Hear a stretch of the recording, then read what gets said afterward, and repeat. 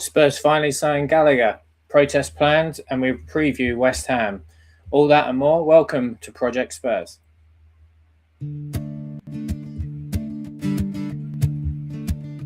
Oh, the streets are cold and grey, but the fire in our hearts won't stray from the pitch where dreams collide. We'll stand together side by side. Oh, when the Spurs go marching in, when the Spurs go marching in, I wanna be there in that number. Oh, when the Spurs go marching in, from the north to Wembley's light, under stars we own the night, with every cheer and every song. We've been here all along.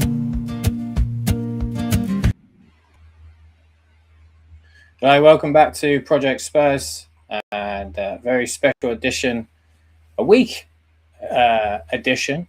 I'm going to talk all the things Tottenham, transfer news, speculation, ins and outs. As I said at the top of the show, we'll talk about the protest at the weekend as well, whether you're for or against that. We'll preview West Ham, El Sakiko, as I'm trying to call it. I don't know how that sounds, but it sounded all right in my head when I was writing it. Big game for everybody, but we've got four people joining us. Three with us currently. Sai is on blackout. He's already had enough of Thomas Frank. But Joseph, we'll start with you. How are you? And how's things going after the weekend's game? Yeah, thank you for having me again, Gary. Always great to be on the channel and talking Tottenham with everybody. Yeah, I mean, it's an interesting time at Tottenham. A lot of lows, I must say, but maybe one or two highs coming our way, hopefully, in the transfer window. But yeah, it's definitely an interesting time, definitely a controversial time around Tottenham. Obviously, the fan base being very split at the moment, a lot of things. So yeah, it's going to be very interesting to get into all the different updates and all the news around Spurs. And yeah, definitely a lot to talk about. Absolutely. Phil, joining us from Frankfurt, Germany. How's things going over there in terms of Bundesliga? I had a look at Frankfurt, had a decent result coming back against Dortmund, wasn't it? Yeah, well, you could say that they were playing well for that game, and they got a draw in the end against Dortmund, but they conceded in the last second of the 97th minute to finish the game 3-3. It kind of felt a bit, obviously, disappointing in the end. And actually, Frankfurt are playing their second half tonight. It's a big Bundesliga night tonight, so it doesn't happen very often, but they call it English Week, where they play midweek. And Frankfurt are playing away at Stuttgart. And I got to say, it's been a bit of an Angelo Stiller masterclass.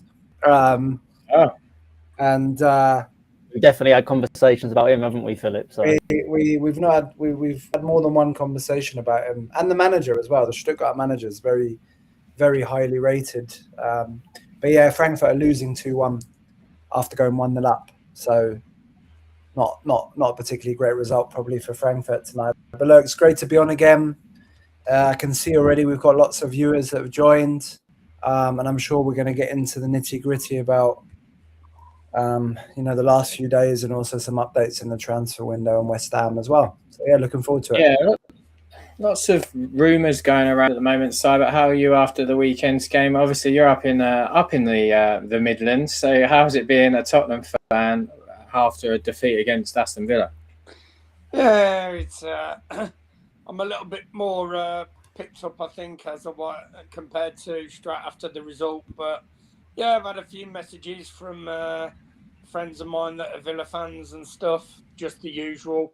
But, always comes back to bite them on the bum eventually. It does come and bite you on the bum. I think that's what Si was alluding to there. He's just cut out. Oh, no, he has cut out on us. It's got to be difficult living in the Midlands, surrounded by Villa and Birmingham fans, being a Spurs fan. It's difficult being a Spurs fan kind of anywhere you live, to be honest. I'd say there's a lot of Spurs fans in Essex, but I still feel outnumbered pretty much right now at the moment. Just I think every Spurs fan wants to hide away right now. Well, I live on the Essex-Suffolk border, so we have a fair amount, but there is quite a lot of Arsenal as well. So yeah, it's not the best. But as we say, we've got a lot to talk about. Probably the biggest news, Joe, I'll start with you, is this man on the screen. Conor Gallagher has agreed to join Tottenham on a 5.5-year deal from Chelsea, and a deal believed to be around 40 million euros, with Thomas Frank also reported to have made the call to convince him to join. What's your thoughts on the new signing, Conor Gallagher? Yeah, I mean, I think overall, as a Spurs fan, we should be excited about it. You know, Conor Gallagher comes from, good pedigree, obviously playing for Palace, doing very well at Palace on loan there from Chelsea. Then obviously at Chelsea, Prjctspurs, one of our old managers, who did very well with them. And then, as you could say, maybe controversially sold by Chelsea to Atletico Madrid, where it's been a little bit up and down, not always in the starting 11, but still providing an impact for them, being, doing well for them in the middle of the pitch. Again, a box-to-box midfielder. I think some Tottenham fans might look at it and go, well, it is quite similar to some profiles we do currently have at the club. But I think overall it is an improvement on the type of players we've got. I think if Spurs are trying to push forward, it's the right kind of signing. A good age profile at 25 years old, an England international previously. And I think for him, he wants to try and get back into the England squad. So I think it's a good signing for Spurs. 40 million euros isn't too bad of a fee. Hopefully some of that can be in add-ons. And I mean, at the moment where Tottenham are, depending on what those add-ons are, maybe some of that won't have to end up being paid. So, I think overall, Tottenham fans can be happy with the signing. He's a very energetic kind of, player that is, in the engine room, likes to kind of work, workhorse. And I think a lot of Tottenham fans will take to that very kindly. And I think it's always nice, to get one over on Villa, obviously, who just beat us. Obviously, it looked like they were really close to getting the signing done, and then Spurs kind of swooped in. And also to get an ex-Chelsea player. You can see a lot of Chelsea fans not really happy about the move, about Conor Gallagher being kind of one of their own coming to Tottenham. But, I think I'm quite excited about the signing. I think before he went to Atletico Madrid, I think he was being talked about as a really great midfielder in the Premier League. And then I think when he kind of went there, he kind of fell off the face of the earth for a bit. No one really talked about him. No one heard about him, whilst he was at Atletico Madrid. But now coming back to the Premier League, coming back home to London, which is, I think where he wants to be. And again, it's going to give him opportunities to get into the England squad. I think that's one of the main reasons which is attracting him to come to Spurs, especially with the injury issues that we've got. You're looking at Bentancur out, Bergvall out. So I think, it's a good signing both ways for the player and for the club. Definitely agree. Phil, Gallagher's likely to start on Saturday against West Ham. Would you start him? I mean, he's available. Would you start him? For sure. Yeah, for sure. I mean, he's our best, or he will be our best midfielder. And straight away.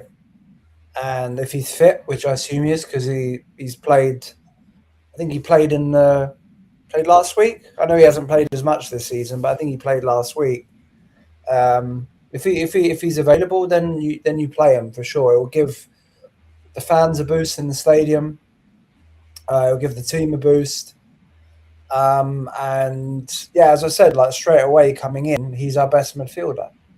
I'll probably say he's the best midfielder in our squad, including the injured ones, apart from Madders. I mean, you can have a debate, right, about, if Maddison's fit and stuff. Kulusevski, although Kulusevski probably plays a different role, right, and he's potentially going to play more on the right again, I reckon, moving forward. But he brings quality into the team. And, we've lost Bentancur anyways. Would be, again, probably starting with Gray and Palina, at the weekend. So I'd bring him straight in.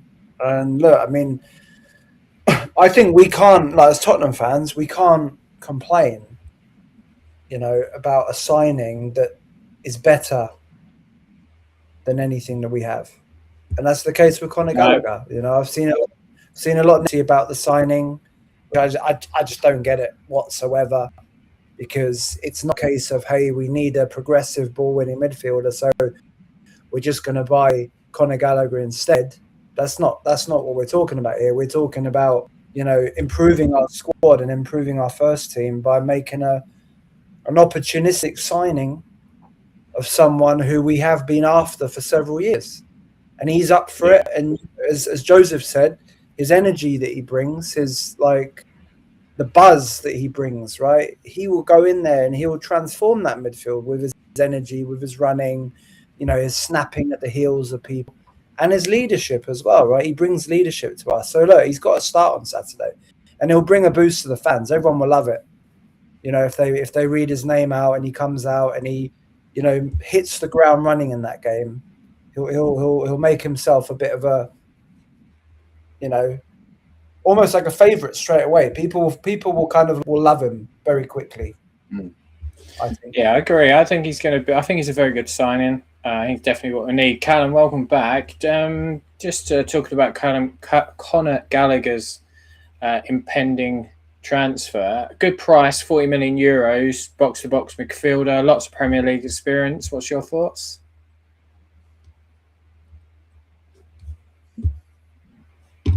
Are you with us, Callum?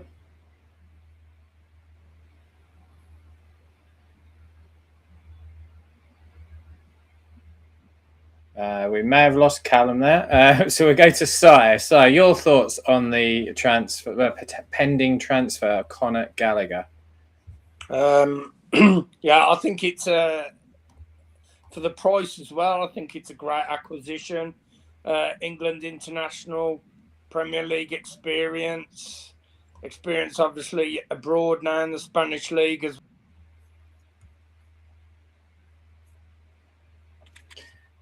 We're not doing great on our so many issues, isn't there? Bloody hell. on this new platform. Callum, let's try you for a second time. Are you with us? Because I can hear you typing.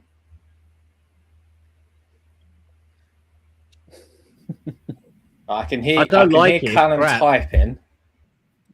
Can you hear me now? Can you hear me? Can you guys? We can. You've turned your microphone on now. Thank you. Can you hear me? Yeah, we can hear you, Cal. This is bollocks. I don't like this new platform. It's horrendous. It's not the platform, Callum. Everybody else is working fine. Your audio is terrible and your camera's going off. It's not the greatest of starts to our brand new adventure. Can you hear me now? We could hear you anyway, Callum. Colin, the Conor Gallagher stuff. I like him as a signing. I think he adds something. I wouldn't say he's like a glamour signing at all, but he definitely has some aspect to it, which is good. He's kind of a sort of a replacement for Bentancur for me, to be honest. It's like kind of direct switch sort of thing. So good replacement, England international, homegrown, replaces something which we knew was pretty quite broken anyway with the injuries that he's had. But I'm open to the idea. I wouldn't say I'm overly joyed to it. I think there are better people out there, but I will back it. Let's put it that way. Yeah. I think it's fair for some Spurs fans to have some reservations on it, because I think if you look at the profile of what he is, you wouldn't say he is the perfect signing of what Tottenham need. Again, obviously, like Philip said, a progressive passer is maybe what your Spurs are kind of screaming out for. And you'd say he actually is quite similar to a player like Pape Sarr, in terms of what he does, his passing range and his kind of work rate. So, I think it's a lot of money, and especially when Spurs kind of are screaming out with other holes in that sense. You know, it's maybe not a lot of money for that one signing, but 40 million euros has now gone away from maybe whatever the transfer kitty is. I mean, you'd still say we need a winger. You'd still say we need, you know, a progressive passer in the middle. You could even maybe say you need some cover at left centre back. You possibly even need two wingers, especially with the injury issues that Spurs are going through right now. So I can understand some of the reservations for people, but I think still, if you look at it overall, it's an improvement on the squad. And you've got to maybe look at it long term and think, okay, well, Conor Gallagher's here. He's signing a 5.5-year contract. You know, he's going to be here hopefully for most of that contract, if not all of it, and maybe sign a new one. And if that's the case, you can then look at letting go of Bentancur. You can then make some maybe the difficult decisions on Pape Sarr if he's going to be here long term, or, you know, just he can be one of the vocal points of your midfield going forward. And I don't think anyone can turn our nose up at him, because Conor Gallagher has been a very impressive player throughout his career. At Palace, he was exceptional. At Chelsea, he did really well. I mean, one of the big reasons, I'm sure we'll mention it, one of the big reasons Pochettino ended up leaving Chelsea was the actual departure of Conor Gallagher. You know, he was very unhappy about that. He didn't want him to go because he could see him as the kind of vocal point of Chelsea's midfield moving forward. So I think we can't turn our noses up at it. We've got to see it as an improvement. Another homegrown player, which is something that Spurs have actually had an issue with in the last few years, you know, especially registration in European competitions. So, yeah, I think overall you can't turn your nose up at it. Again, maybe we're not completely and utterly starstruck, but it's a good signing moving forward for Spurs. Yeah, I agree. It comes with a lot of Premier League experience. Obviously, European football as well. That's a massive thing. Playing in the Champions League as he has been really for a number of seasons at Chelsea and obviously out in Madrid. Clearly settled in London, grew up there. He's played for 2 London clubs. So that's probably a big appeal for him as well. You know what, with it, Gary, as well, you said about the European experience. I mean, how many players have Spurs signed in the last, 2-3 windows who don't have any European experience? You know, Archie Gray, Bergvall, Kudus. I mean, well, Kudus, since he was at West Ham, maybe he got a little bit of it at Ajax, but you know, there's not loads of players that have had top European experience for Spurs right now. So it's definitely something that adds to the team. And he's 25 years old. He's a full England international, homegrown, as you said. 40 million euros is not a lot in today's sort of grand scheme of things. I think it's a good signing. I like him as a player. I think he's definitely gonna. I don't know if he's going to take Palhinha's place. Ultimately, I could potentially see them together because Gallagher can progress the ball. Probably not the ball progressing midfielder that we need right now, but it's certainly an upgrade, I feel, on what we have got. So I just coming to you before you cut off for the 117th time. If Conor Gallagher starts at the weekend, is it double pivot with Palhinha? That could be a really industrious midfield pairing, couldn't it? Yeah, I think you've got to start him, mate. I don't think there's any question about not starting him. But yeah, him and Palhinha together really excite me.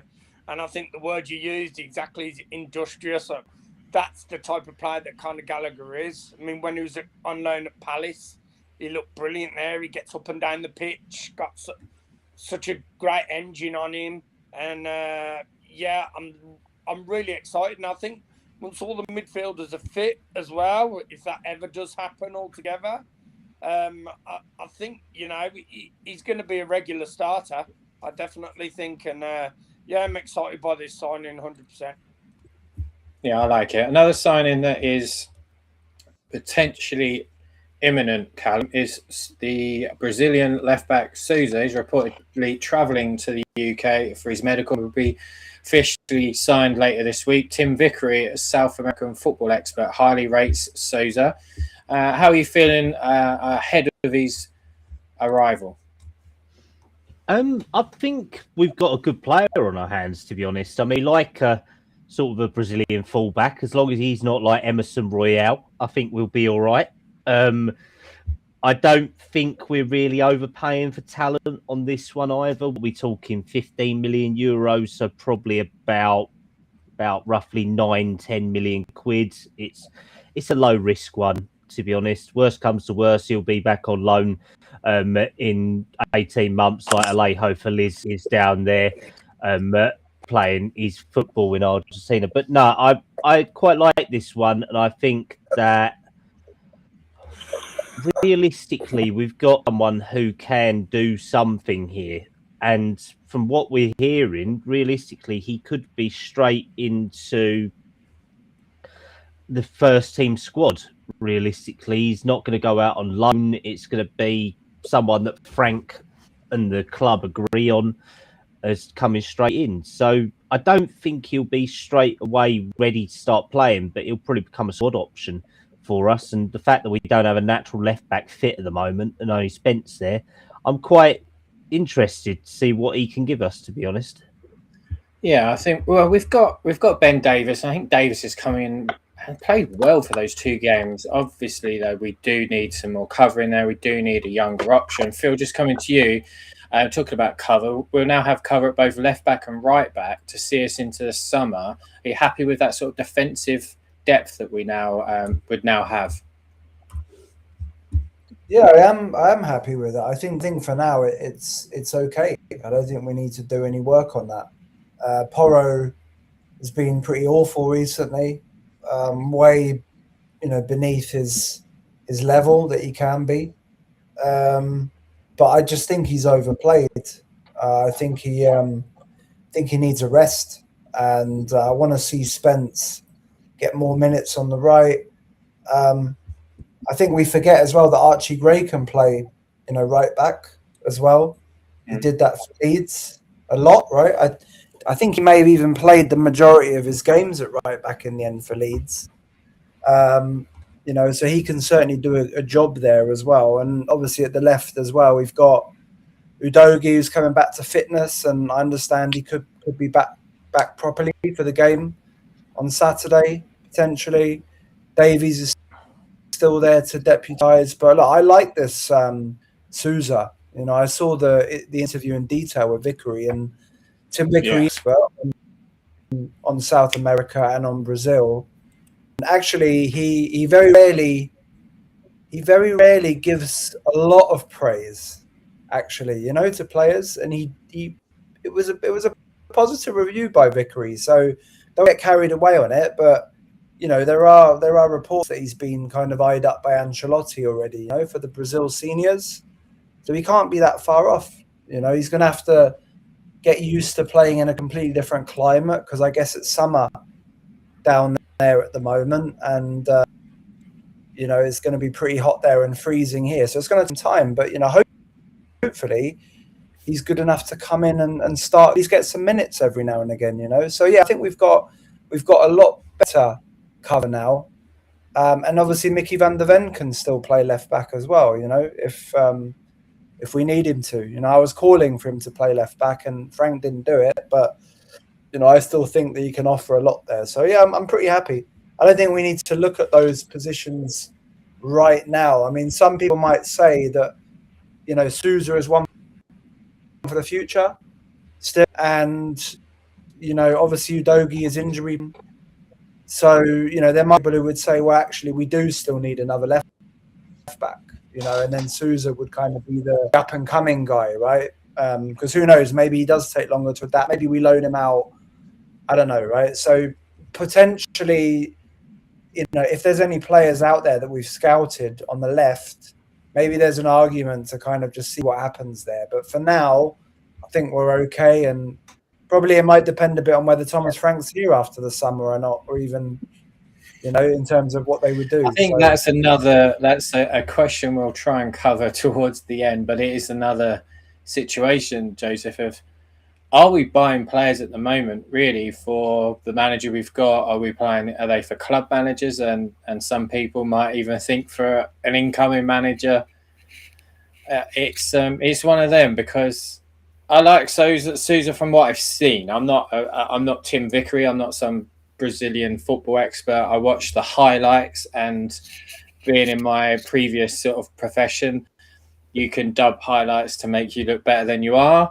So it is quite difficult, but it clearly has excited a number of sort of quote unquote experts. I don't think he's going to come in and straight away play, but our next Premier League game's against Burnley, so it could be an opportunity for him to get just some minutes.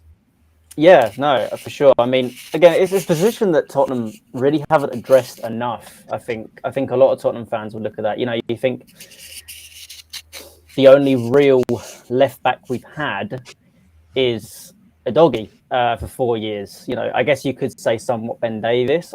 I'd say he's more of a left centre back, and you know, even Van der Ven, again, more of a left centre back. I know he's played left back for the Dutch national team, but you know, maybe wouldn't be his starting role for Spurs. So it's definitely needed.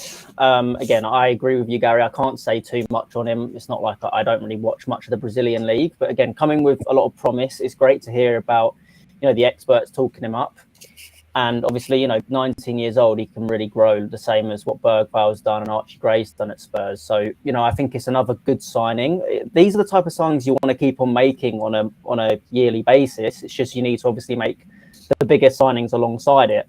So, you know, if he does prove to be, you know, what is kind of expected of him, he's going to be integrated into the squad. And with the Udogie injury issues, you know, the spot is there. You know, if Sousa comes in and really can make it his own, you never know. He could end up being the starting left back for Spurs by the end of the season. But then also, it's such an unknown. He could end up being loaned out. We've got no idea what's really his, you know, what's going to be happening with him for now. But again, looking forward to seeing it. Again, it's just another position that needed to be addressed, and I'm glad Tottenham finally have.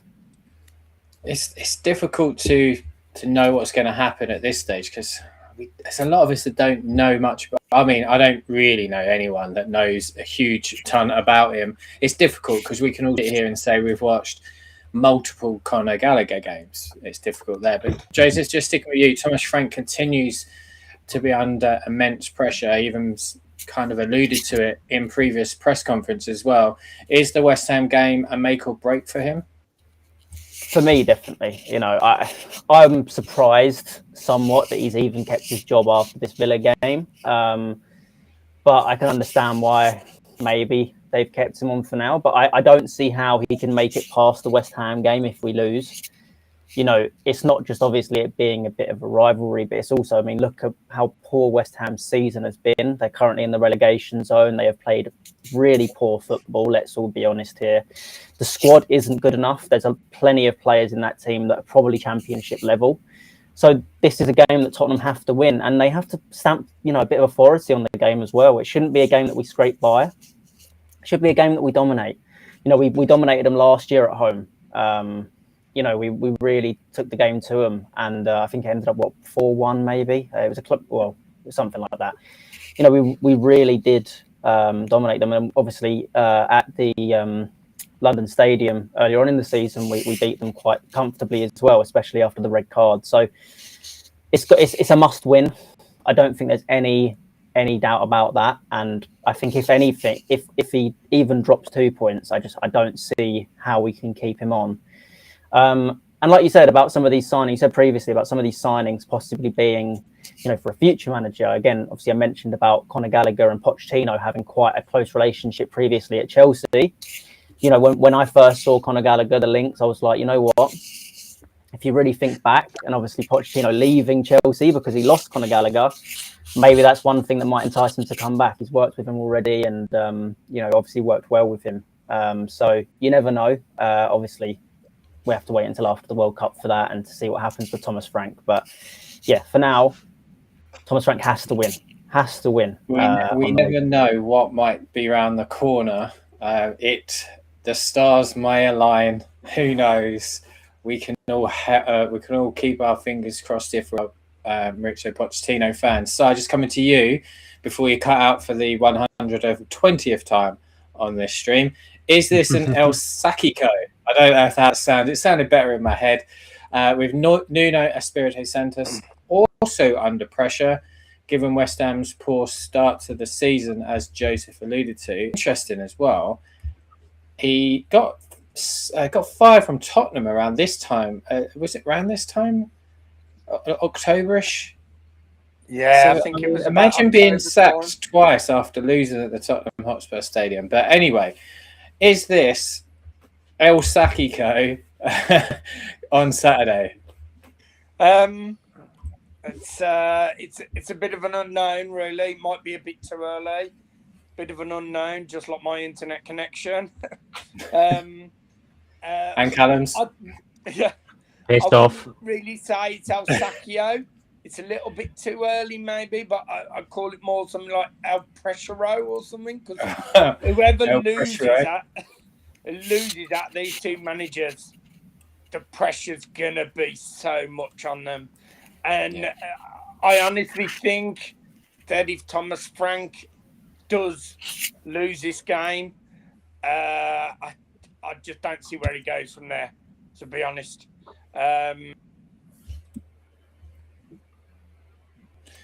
Well, we know where you're going from there, Si. You're going to go back to try and log yourself back in again for the 121st time.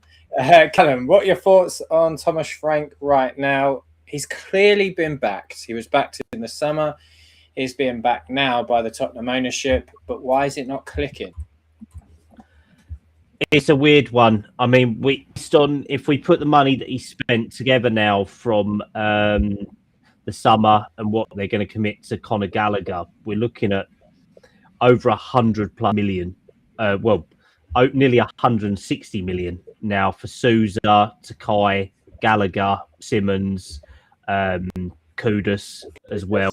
Plus two loan signings we had very high hopes for, wasn't it? One has kind of done some lovely bicycle kicks, and the other one has done a couple of nice flicks and then can't stay on side. So we've got the French version of Richarlison at the moment, ironically. But I think he has been backed, and it's down to him now as a coach, isn't it, to make things happen, because he's had, I would argue, better quality players than he had at Brentford bought for him in this short amount of time. And when at Brentford he was there, they was buying players for the future. We've bought players for the future, but who are 10 times the caliber that they were buying from Le Havre at League Two standards and all that in France. We've bought from the Bundesliga, from the Spanish Ligue 1. It's down to him as a coach now, and realistically, Spurs have backed him, and that's why I remain with the club, because they have put their money where their mouth is. They have picked up money. I know ideally we were sold short a little bit in the summer, probably what he wanted, but realistically, we have to put hand on heart and say he has been backed. Now it's down to him as a manager to do something, and we haven't seen, I think, the full potential of what these players can do, but that's for what a manager needs to do. And realistically, I don't think there's much else that Spurs hierarchy can do at the moment, unless we say, right, we're going to go and spend a war chest of £900 million and we'll just buy a Guardiola team. But it was to guarantee they'll even come to us at the moment. But I think these two signings show clear intent. Yes, the injury's been shockingly bad again this year, but we have to be realistic and say that Spurs' squad ideally is stronger than it was in the summer. Before when And left, without key players being out injured, if you get where I'm coming from. Yeah, Joseph, just before I come over to you, just under 500 of you watching live, so do appreciate that. That's across multiple platforms, so thank you very much. Joseph, do you feel like he's been backed? I agree with quite a lot of what Callum's saying. I feel he has. He's been unlucky with injuries, but we've been saying that for about 3 years now.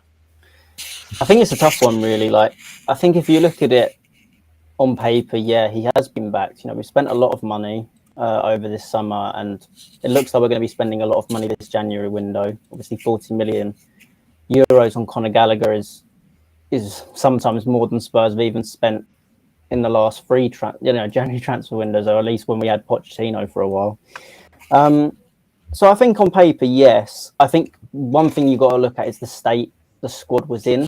I think there's a lot of players in this squad that we don't trust and we don't believe are probably good enough for Tottenham.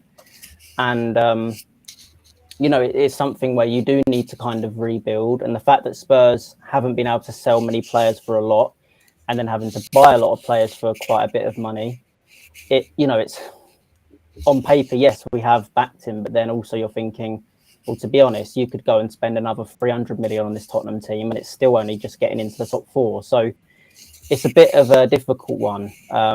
But yeah, he has been given some players, and I think you'd hope that he could be getting more out of this team than he is.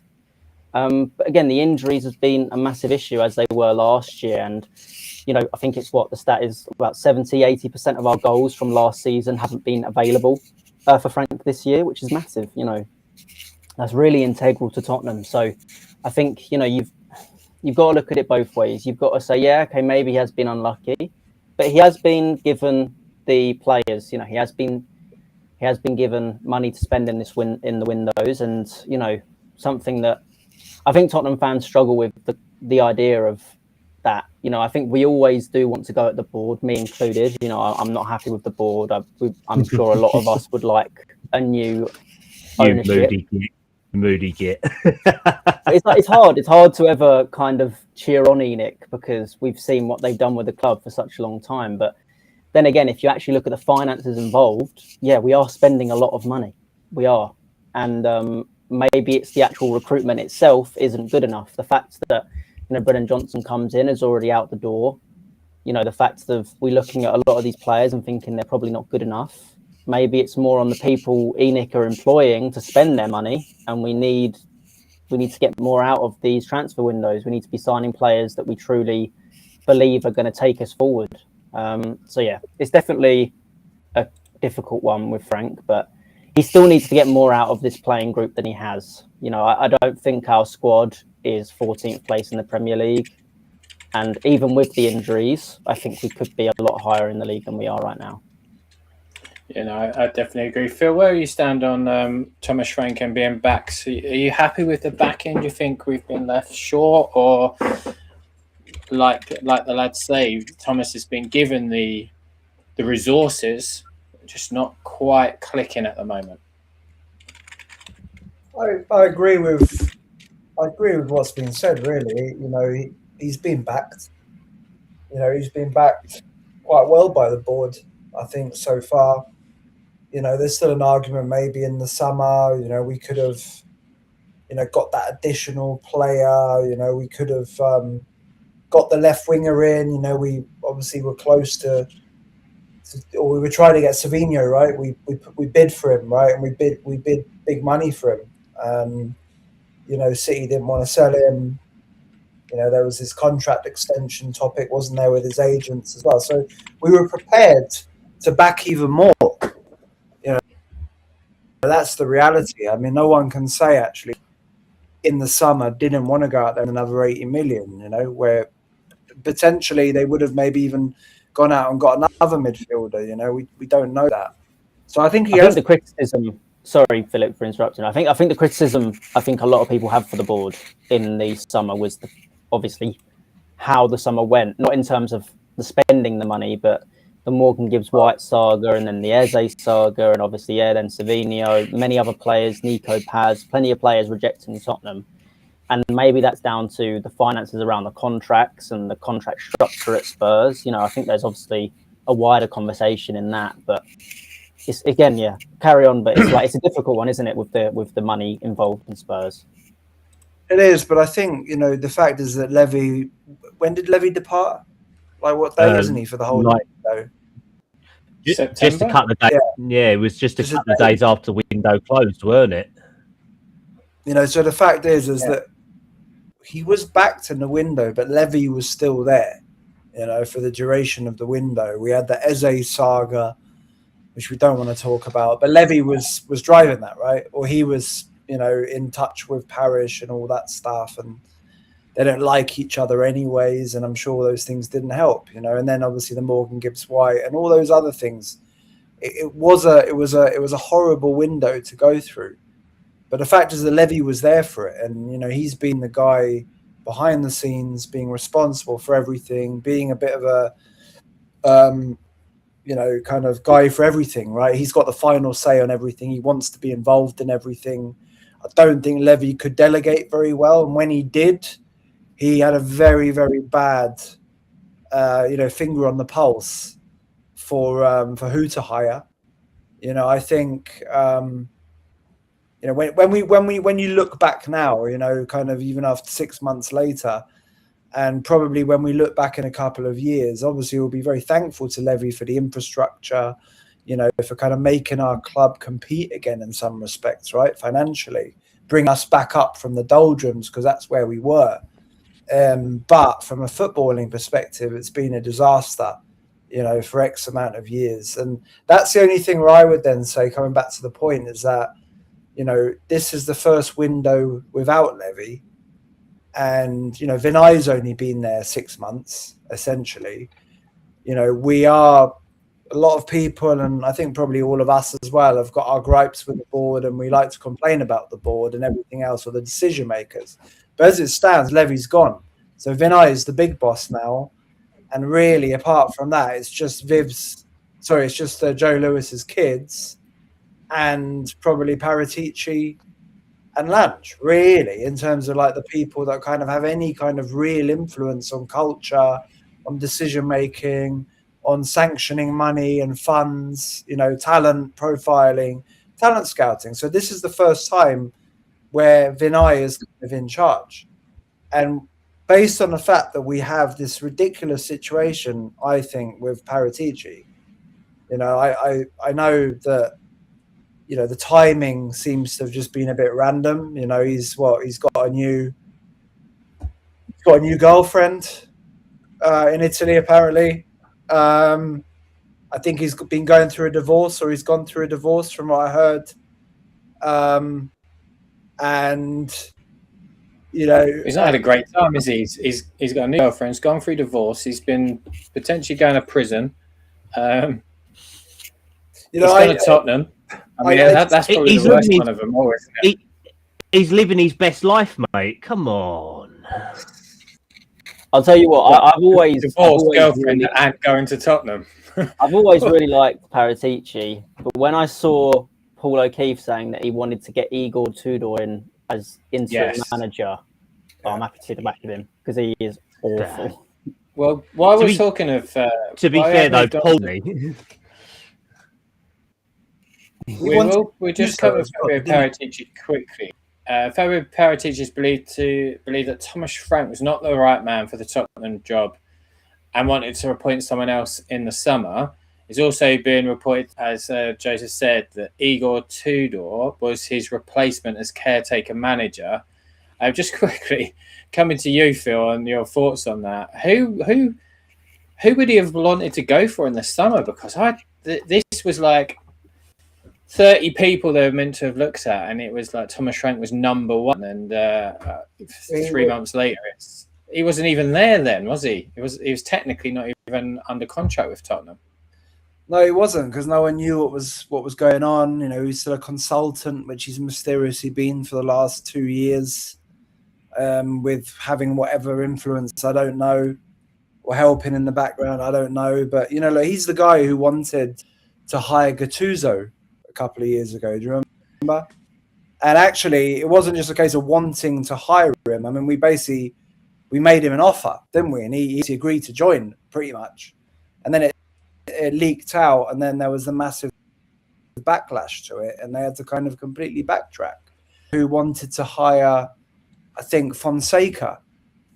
Was it Fonseca? Yes, who at the time also seemed like maybe an interesting manager, right? Bit of, 4-3-3 attacking, possession-based, whatever.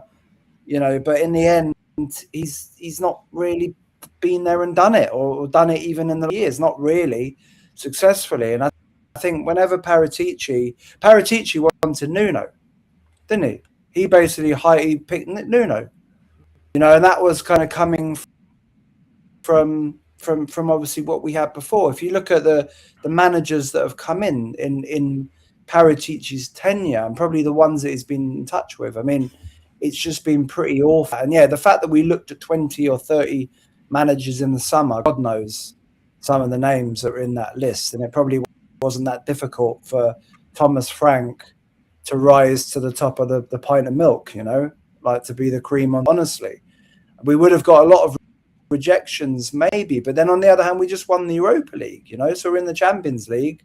You know, positivity was there, wasn't it, at the end? So I'm not convinced by what we did in the summer. It was obviously Levy and Prjctspurs working closely together, even though he wasn't back. Actually, I mean, like the more I read about it and the more I hear about it, I mean, I don't understand why we got Prjctspurs back permanently, especially what happened with Juve in the end. I know he supposedly doesn't have an official criminal record, you know, where it goes on your, you know, like if you do a criminal record check, then it kind of comes up. Yeah. No, he hasn't got that, but he's got the level below that, right? Which essentially would stop him from, you know, working with kids or working in certain roles, right, in Italy. So I'd be interested to see how they've got around that from a Fiorentina perspective as well. But yeah, I don't know. Like the thing is, though, you know, some of his suggestions and ideas have just been very, very weird, and his mentality, anyways, has always been a bit more that kind of defensive side of things, you know. So I think it's very good that that he's actually going now, because if we want to rebuild the team, you know, moving forward, then we need a fresh start. Like whether it's under ENIC or whether it's with new owners, but we need to rebuild that sporting director structure. That's very, very important. Yeah, Jason, just coming to you on that sporting director. Obviously, there's co-sporting directors. Are you confident in Johan Langs to get this right? Not at all, no. I don't even know why we hired him in the first place, I'll be honest. I think he wasn't doing well at Aston Villa. I think there was plenty of signings that didn't work out for them. And there's a reason that I think he was available for Spurs to pick up. I understand maybe where he can help us on kind of the youth recruitment. I think he's done okay with that. But I think when it really comes down to, you know, true world-class signings, which is what Tottenham need right now, I don't think he's the guy to do it for us. You know, I don't know how long he's been within the kind of sporting director world. He doesn't seem as established as maybe other top Premier League clubs have.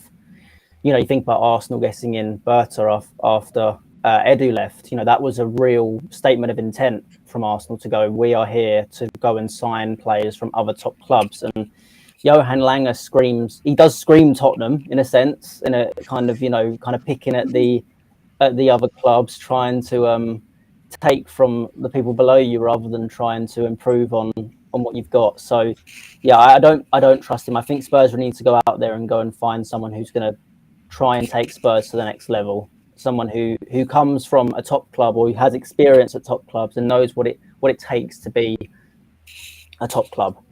So yeah, hopefully we see something change in that area. Or Callum, is it someone that might have previously been at the club that might end up coming back maybe? Is that something that you might want to see? There is one person who had great impact for me, and whether he comes back or not, I don't know, but he could be part of a two-man double act, I would hope, potentially. But it's Paul Mitchell. And this guy, Spurs, if anything, has increased his pocketbook by tenfold.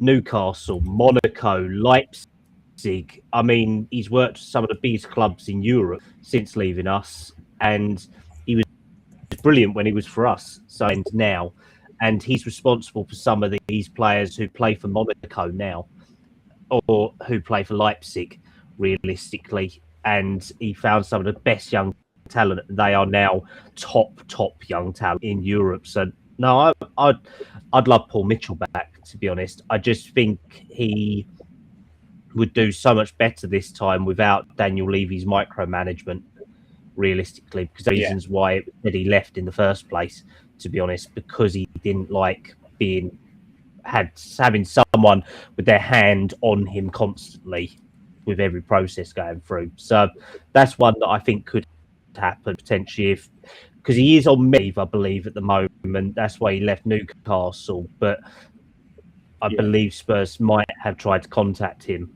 over returning.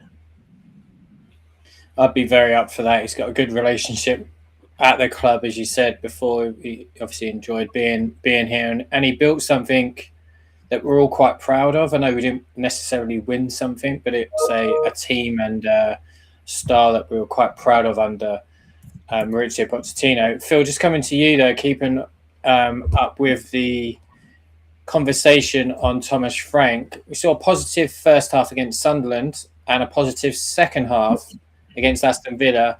Do you see enough from Frank's ideas that if you can combine them, those performances, things will improve? Yes and no, I would say, because I think the reason for the improvement in performances is debatable.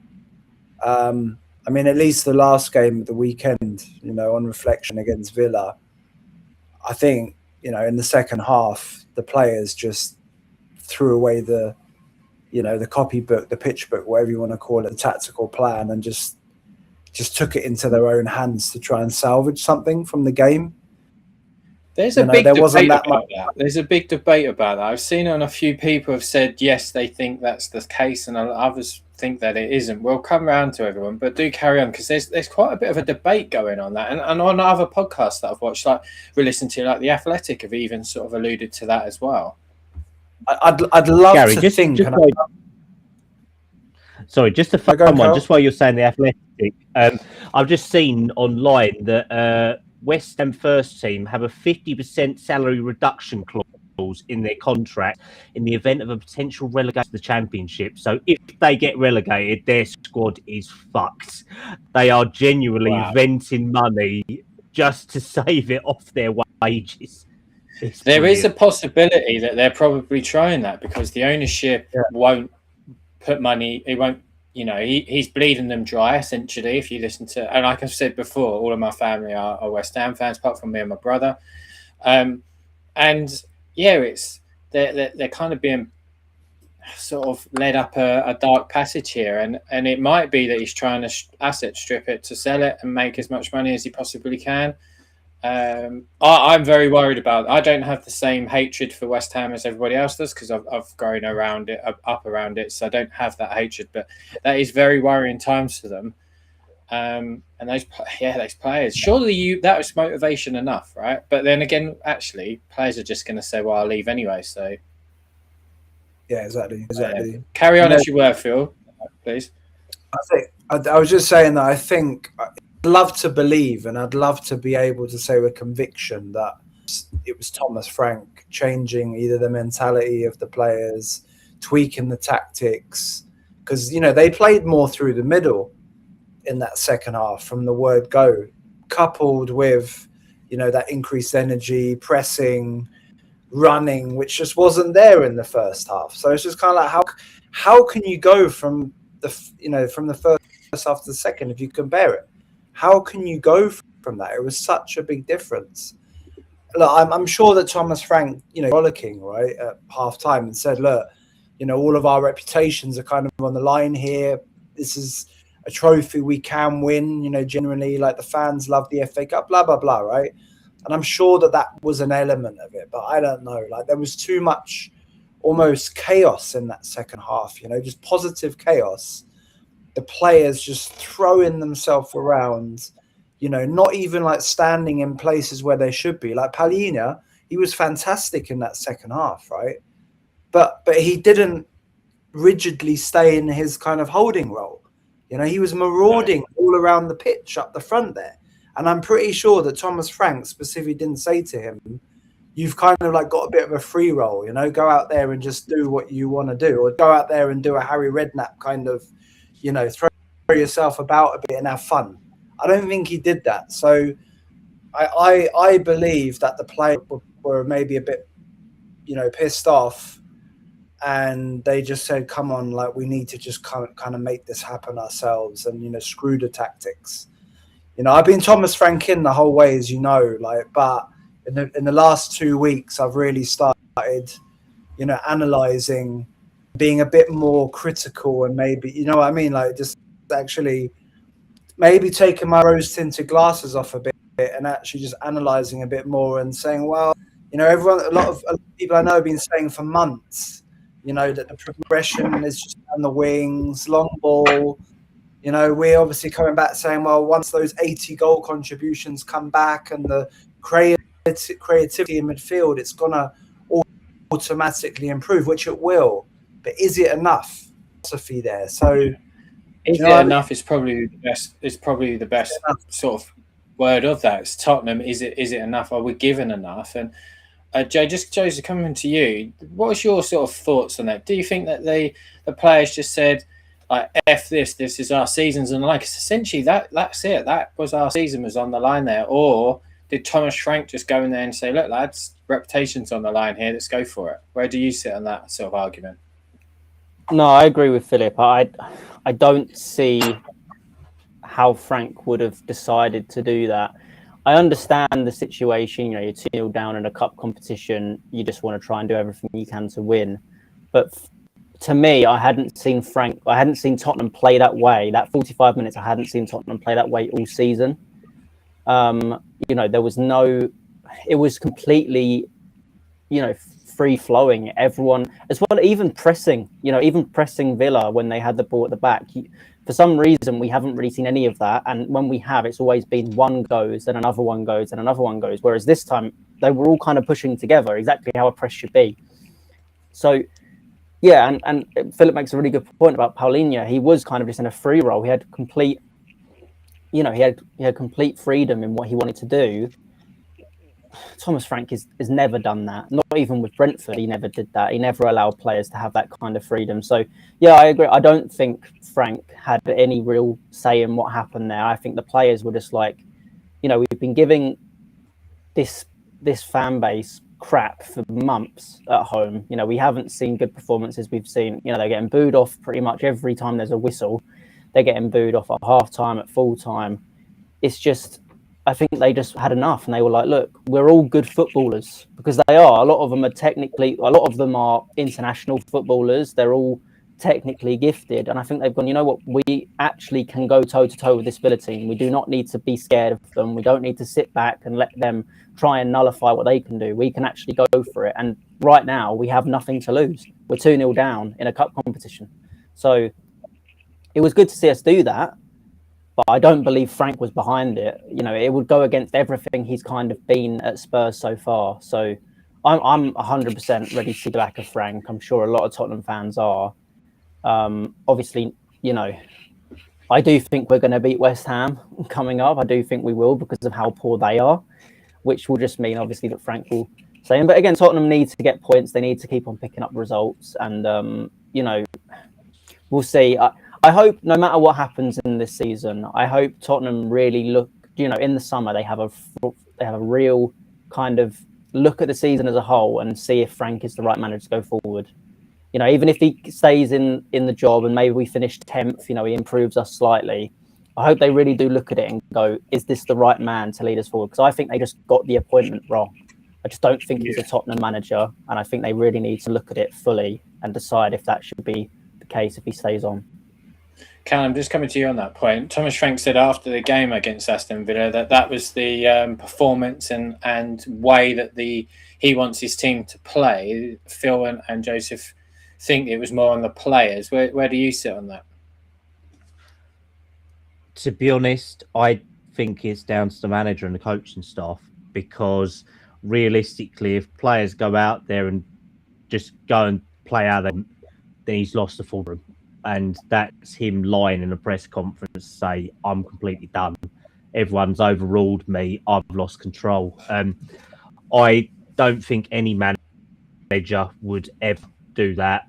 And if they had lost, say with, I don't know, Alonso, Real Madrid, then you're out of a job the next day, sort of thing. Yeah. I think that he's probably gone in there and had a go at people and tried to spur something up. I mean, he's got coaches like Stuart Lewis, Cochrane, Chris Haslam, I don't know, Jorgensen, Orta, all of these are all big personality coaches. I reckon they've all gone in there and just gone, what the hell are you lot doing? You've been useless.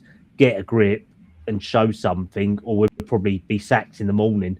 maybe that happened, but I don't think it's on the players. I think it's on Edger, to be honest. I said after the game I felt it was the players. The more I've sort of calmed down from that, I finding it really difficult to put a spin on it, because Thomas has come out and clearly said, no, this is how I want to play. Again, I take this as the ownership. The ownership at the beginning of the season said, oh, we want to compete on all fronts, and we are now judging them based on that. The manager has come out against Aston Villa and said, that's how I want us to play. So I'm going to judge him on that. But let's be honest, Gary, it doesn't make any sense. Like, no, it doesn't. This is it. That's like, you can say, that's what I mean. It can say he wants to play like that. That's the only 45 minutes I've seen us play like that all season. Yeah. But you can't be saying that's how you want to play. Like, to me, he's probably gone after the game. Okay, well, we actually salvaged the second half. I'm not going to sit there. Obviously, he was never going to sit there and say the players decided what to happen. He's obviously happy with the second half performance. So he's going, oh, we should probably play like this more. But I can't sit here and think this is what Thomas Frank really wants. There's no way that's what he really wants, because we have not played like that all season. I'm so torn on that, though. And I really am. I'm watching it live. I've sat there thinking, these players have just gone, fuck it. We're going, because it was so different. It was, I mean, I was out the door. I text my brother, I'm coming home. I text my wife, I've had enough. I was 10 yards away from the exit, and I stopped myself. I looked up at the screen and stopped myself and turned back round. And it was so night and day. In my head, I'm like, the players have done something here. But again, I'm judging him based on his word, as I judged the ownership. I'm really torn on it. Yeah, but let's be honest. Like, anyone can say anything. Doesn't mean any of it's true. Yeah. Yes, this is true. Yeah. The thing is, though, we have questioned the mentality of this Spurs squad a lot, haven't we, over the last couple of years, saying they beds down, they get scared in big games, everything like that. And then they seem to react when something happens, like if they get a bollocking or kicked up in the air. This is something I've been thinking about for quite a while, because we seem to have crap first halves and then we kick in. Bournemouth, for example, last week.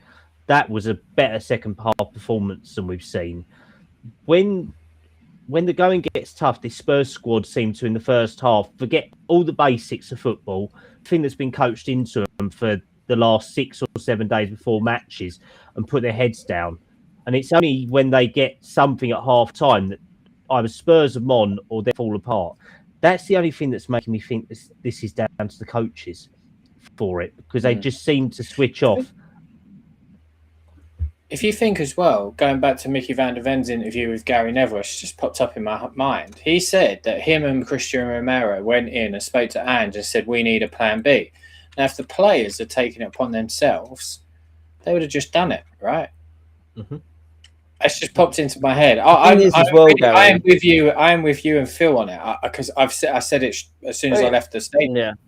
The thing is as well, Gary, you've got to think about it. Like, that whole thing that, Van der Ven said kind of shows that the players will take it on themselves. But you've also got to look at kind of what's happened throughout this season. We had the Jed Spence and Van der Ven thing with Thomas Frank, where they kind of just walked past him, didn't seem to listen to him. We've had Romero kind of come out. Obviously, maybe that was more aimed at the hierarchy, but it was quite ambiguous. No one's really, he could have been commenting a little bit on the actual coaching staff and the management as well.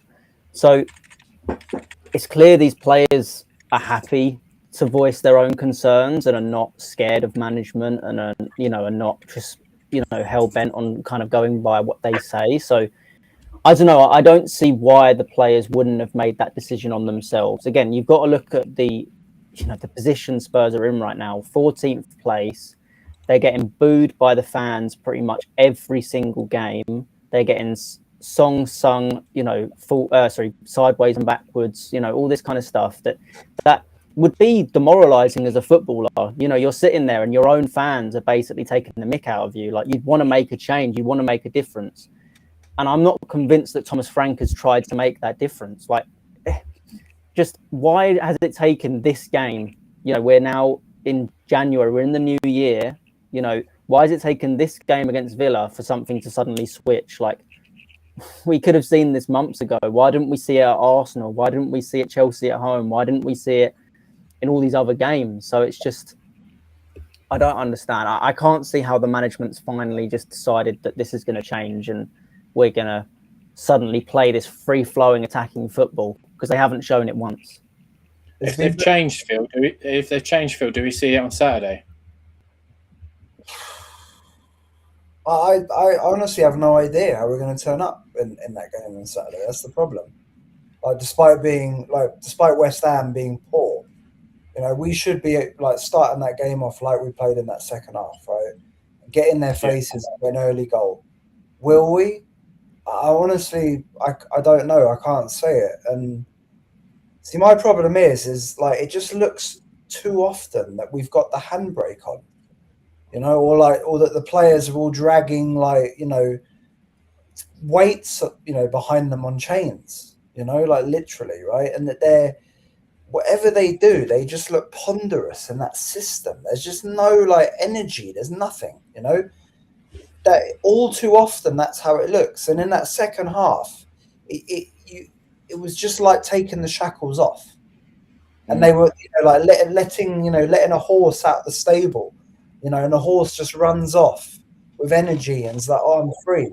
That's how it looked like, and I don't know if it's possible, like, that the coaching staff and Thomas Frank literally just went in there and, you know, gave them a massive rollicking and said, come on now, you know, like, because like, how, when you look at that pressing, like Thomas Frank, like, and he's also contradicted himself on pressing, I think, as well, because how many times have we actually pressed this season properly in games? And how many times have we been defeated by teams that come to us and press us to the max? You know, Bournemouth at home, I think, you know, early in the season was the first worry, probably, right, where literally they played us off the park because we couldn't even get going. And I don't know, like, all too often it just looks like, from a tactical perspective, the players don't want to do it, or they're worried to do it, or they're not having fun doing it, or they don't, you know, they just look restricted. There's definitely a restriction there somewhere. I definitely agree. There's a restriction somewhere. There's got to be. There's a block somewhere, and I can't understand. I just don't get it, really, you know. Yeah, I'm struggling to get my head around it. I think if we see it again on Saturday, look, we struggled against Wolves. We struggled against Bournemouth, and these are all teams that have not won. So again, this isn't going to be easy. West Ham are fighting for their lives. Also, let's just quickly move on to the next part. Can I say one final really quick thing on that? Is, like, you know, we obviously were really happy after we saw that 15 minutes, right? It wasn't consistent through that game. It was like 15 minutes of power play. But again, that's how far our standards and our levels have dropped. You know, our expectation level is like, do you know what I mean? That, like, seeing that should be our minimum expectation playing at home. You know, regardless of whether it's Villa or Wolves, you know, that's what you expect. That's how far our standard, our level of performance has dropped and what we expect. So that's why we're suddenly raving about that, you know. It can't be that. Do you know what I mean? Like that, it's so frustrating. I can hear the frustration in you. Let's move on.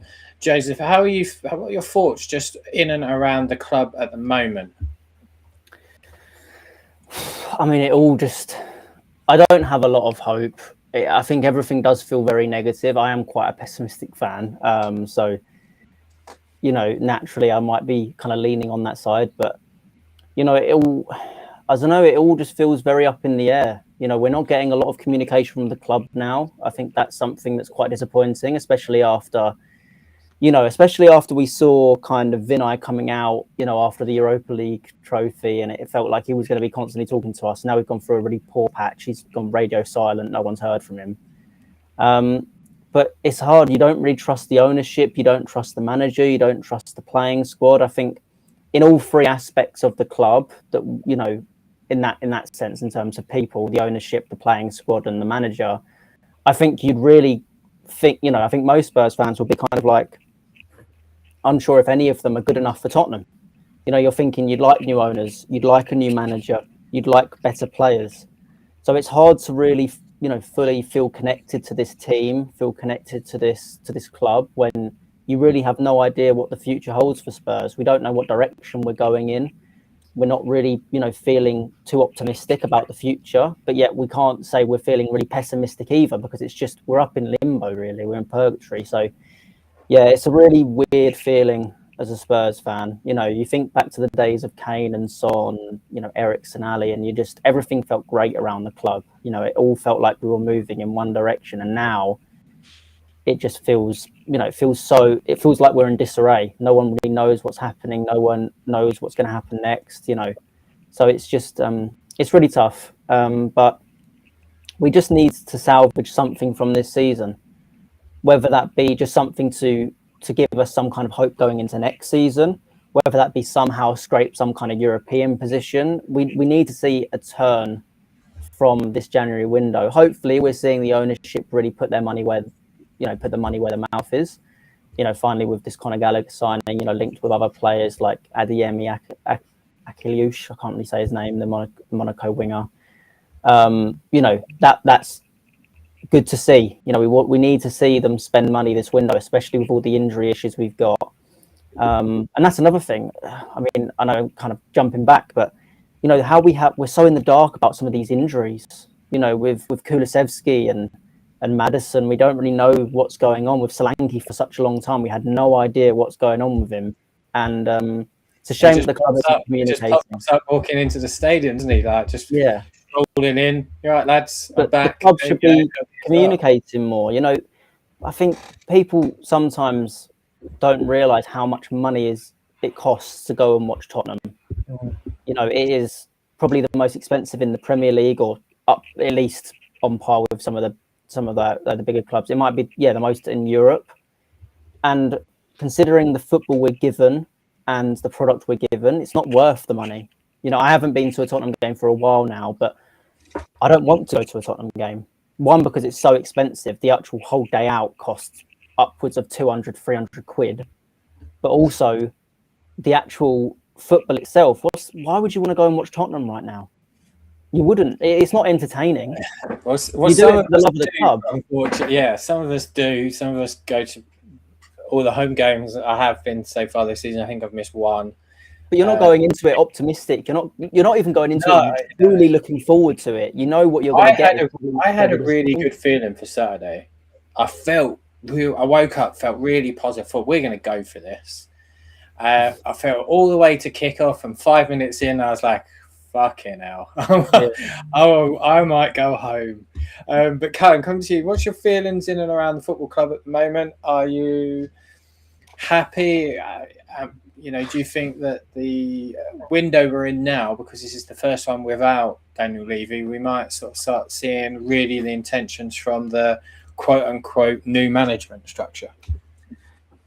I think personally this is a good opportunity for the club to utilise this window.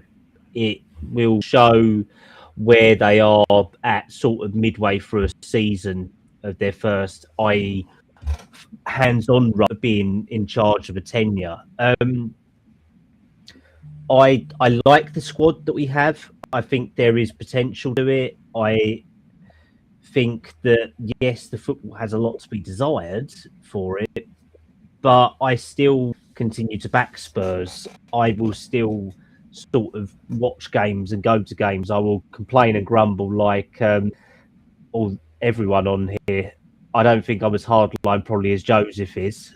I'm probably not as frank out as Phil is, but I feel that probably we do have potential in this squad, maybe just not with the right setup realistically. But I think there is a void somewhere along the way where I think there's a lack of communication over the last 2 months, which I think could have been dealt with better realistically, because, well, you've got both sides. You've got, just say, change for Spurs, which want Enoch out, they want Frank out, they want to turn the whole club upside down and start afresh, and yet they haven't found anyone to cough up £4 billion. So that's what a protest is really not going to solve £4 billion worth of sale. But on the other side of that, I do feel that we've got all the makings of a great club. It's just the way of doing it, I think, has always been the best way, and this season hasn't been what we hoped. I think realistically, it's not what we wanted off the back of a trophy win. And even though that trophy win was a bandage over a major wound, we still had a feel good factor, and I feel we have lost a lot of that since then. That's I think won the club. Yeah, Phil, we've lost that feel good factor right now, haven't we? In and around the club, I think everybody was really excited and happy with the trophy win. I know there was a large proportion of us that were happy to see or wanted change in terms of the dugout, but we wanted to see real progression. The ownership came out and gave us all the right words. They said, we want more wins more often. Daniel Levy finally leaves. We're in the first window without Daniel Levy, and again we're now starting to panic again. Are we expecting too much too soon from this?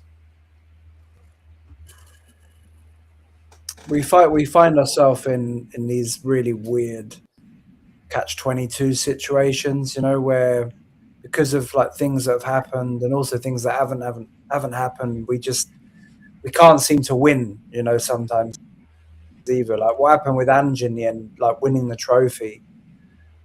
Obviously it was fantastic that we won the trophy. It gave us all a feel-good factor. We could finally get that monkey off our back, with a trophy kind of thing. But it's kind of forgotten now, isn't it? And if we hadn't won that trophy, actually, right? If we hadn't won it and would have lost to United, just say we hadn't won it, then sacked the next day, pretty much in disgrace, right? As our worst ever manager, stats-wise, pretty much, right? At least in X amount of modern years, right? And then Frank's giving him a run now, isn't he? Then we would have got Frank in. Probably would have got Frank in, right? And fans would have maybe accepted a bit more, if they're like, look, we've just finished 17th, we haven't won a trophy, we've got to rebuild the club. Daniel Levy's going because he probably would have gone anyways. Then, then it would be a different situation. But because of that win and the euphoria and the extra money, right? Because we got the extra money for the Champions League, right? Qualification. If we hadn't done that, we would be like what 60. Is it like 60, 70 million? I think it's about 100 million you get if for the Champions League. So we'll be in a completely different situation. And look, I don't know. Over the last couple of weeks, my emotions have been a bit up and down around ENIC and around the club, and our Joe Lewis's kid there, for the right reasons. They really care, or are they priming the club actually for a sale? And no, they've come out and said that the club isn't for sale. That doesn't really mean much at the end of the day, right? No, because everything's for sale, isn't it? Everything is for sale.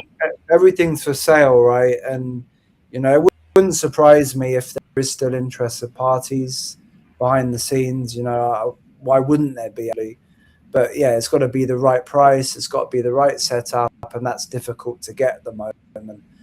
The way I see it now, and I was saying yesterday that if I was in the UK this weekend, then I probably would have joined in, at the protests on Saturday. And I've never really been like a massive ENIC out person. I'm going to come on to that part. I'm just going to cut just quickly, just before we go on to it, because there are elements about the protests, and I just want to make sure that those that are listening, because some people aren't aware of it. So Change for Tottenham has planned a protest this Saturday at the West Ham game.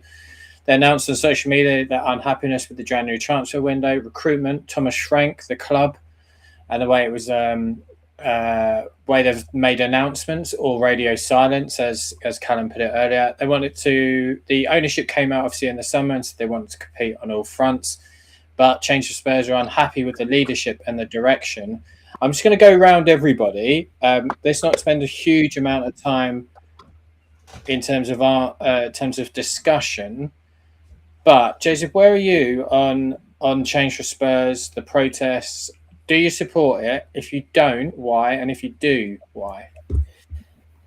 I think it is a good thing I'm not sure about change for Tottenham as a whole. I think, again, they kind of just disappeared for a period after the Europa League final, which, I mean, I understand that we're all happy as Tottenham fans we won a trophy, but again, it papers over the cracks, and you'd expect a kind of, you know, what's the word? You know, you'd expect change for Tottenham to still be there, kind of wanting more, expecting more, but they weren't. They just disappeared, and that didn't sit right with me. I think they are doing the right thing somewhat, but it does feel a bit reactionary, and it's not an ongoing thing, which again I think is quite poor. This, you know, the ownership didn't change over the last 6 months. I know obviously I know Levy was gone, but the ownership didn't change. Enoch's still been in charge. Thomas Frank came in, and Postecoglou was sacked. You know, the club hasn't drastically, completely changed in 6 months, but they kind of stopped protesting for 6 months because I think of the trophy. Let's be honest, would those protests have stopped if we lost the Europa League final? No. Well, they did try one towards the end of the season.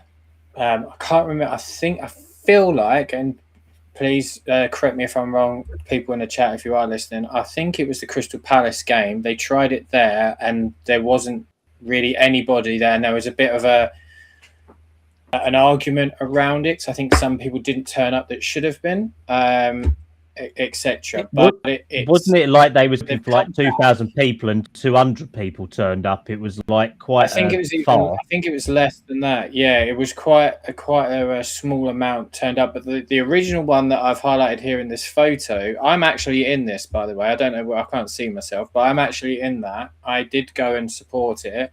At the time, I was very disgruntled with the things in and around the club. I'm very 50-50 at the moment. I'm not quite sure. I don't feel like they've had enough time for the changes that they want to implement. It's not like Football Manager, and I bring Football Manager up a lot. It's not like on Football Manager where I can just go on there now and we can spend all the money, we could do all these things. It's unrealistic. Some of the stuff I feel like is unrealistic. I know, and I'm unhappy with certain parts of the direction, but I'm very 50-50 on it. Phil, coming on you, because you brought it up just before we caveated onto it, that you would join in with the protest. Where's your head at the moment in terms of joining in? Because I'm very 50-50. Joseph wouldn't join it. Well, I'm 50-50 to be honest as well. Though I think that the whole change for Tottenham, like that movement, or Twitter account or whatever it is. I don't know who the people behind it are. I don't know where it's been driven from. I think that protests could be done in better ways, actually. And I'm pretty sure it must be possible to coordinate it better somehow if you really want to make a statement. I still think that if you really want to do something clear, then not going in the stadium, not going to your seats, not spending money in the ground, that kind of stuff hits the club, hits the owners more, than basically just a few hundred people, even 1,000 people, outside the ground, because the owners probably don't even see it. They drive in from a different entrance or something. Do you know what I mean? Like it's not really very present anyways. But the way I see it at the moment anyways is that I'd never really been a massive Enoch out. I was never a Levy in, like, massive Levy fan, but I always had respect for what Levy did for the football club.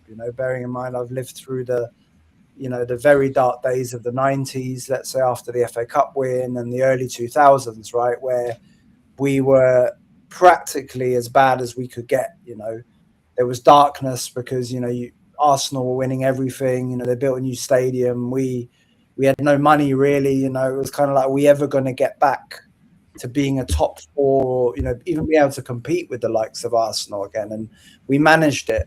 For that, probably actually Levy and Enoch had a bit of credit in the bank with me. But then gradually over the years, the lack of investment, we've had 3 or 4 times where we could have and should have invested. Poch, Conte when he qualified for the Champions League, when we still had Kane, all of these things, right? And right now, though, I've got to say the fact that Daniel Levy's gone, he had full control of the, day-to-day activities in the club. I think the current setup deserves a bit more time to show what they can do or what they want to do.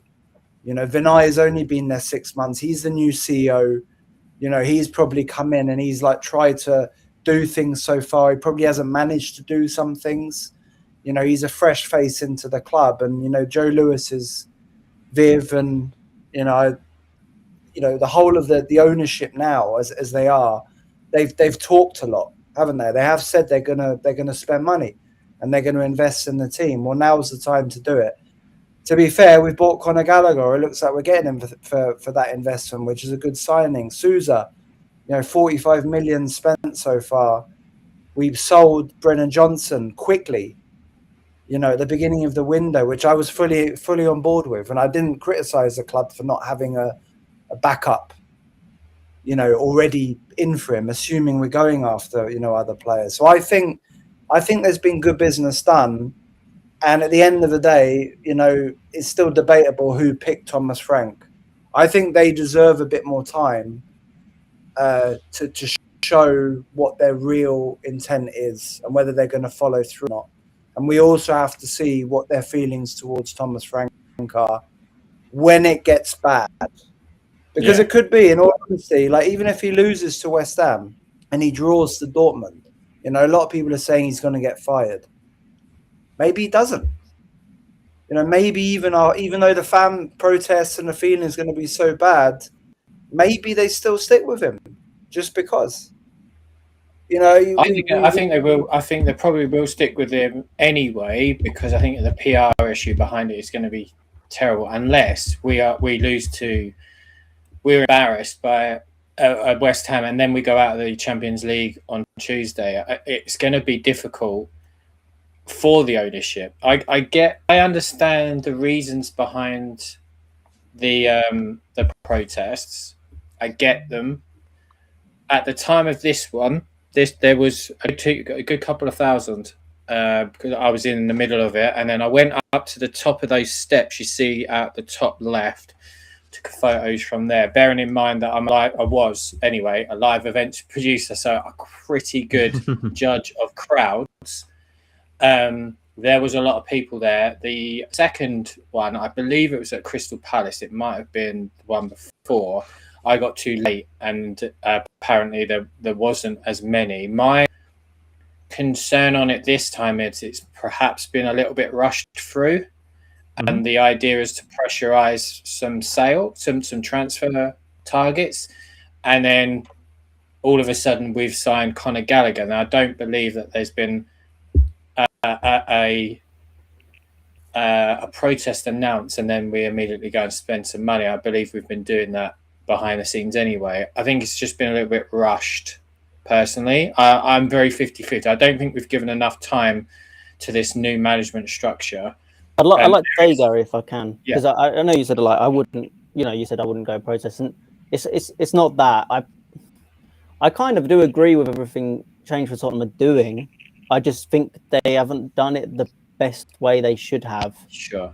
I think it's just, again, I thought the way they were doing things at the end of last year was the right thing, and I understand, Levy had gone. But even then, if you truly want change, it doesn't just go with Levy going. It obviously, they've been talking about ENIC. They've been talking about, so it's weird for me. It's just strange that it stopped for a while. And again, and the fact is, if it stopped for a while and you're going, okay, we're going to give them a chance, why have you now decided 10 days into January that, okay, now we've got to go back on them again? Because if you say you want to give, if you're thinking, okay, we need to give them time, well, then you've got to give them, you've got to give them the summer window as well. We've got to see what they do over a longer period of time. Because as an ownership, as much as, we haven't seen amazing business, you can't just get things done like that. It doesn't happen like that. So it's just, I just think they're doing things in a roundabout way that doesn't make complete sense. But I don't think there's anything wrong with protesting. I don't, the state that Spurs are in right now is a weird one, and it's not one that I'm happy with. I'm sure a lot of Tottenham fans aren't happy with it. So I don't think there's any reason that you shouldn't protest. No, I get the protest, and I from the interaction I've had with all of them, that they're all very nice people. I've got absolutely nothing. I'm just not sure if this is the right time to be doing it. And I get the radio silence. And the reason I understand the radio silence from the club, because generally, most of the Januaries, they come out and make a statement anyway at the end of January to talk about the window and whatnot. And I think that is something that they're trying to continue to do.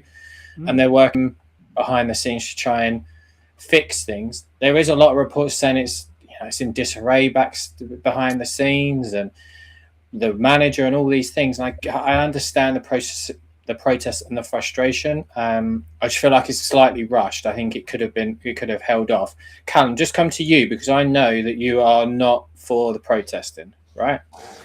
Yeah, I appreciate what they stand for and everything like that. And I love that photo because there's obviously a good mate of mine, Brian Daigle, right at the front of it as well. How you managed to get him in, I don't know how. Just down there with the little label on his head. So somehow you've managed to nab him all the way from Canada. But realistically, I'm like what Joseph said. When the going gets tough, they start protesting. When it's all good, they then disappear. If you're going to do something, stick by it, because their whole mantra last year was Enoch out, Lee out. It wasn't Ange out. It wasn't anything like that. It was Enoch out, Levy out. Well, they didn't achieve all their objectives. So what made them go quiet? What made them just shut off? And then realistically now, it was all and it's no disrespect to people. I find quite a few of their members, not their hardliners like Billy T and people like that, but a lot of their more quiet members or their numbers flip-flop.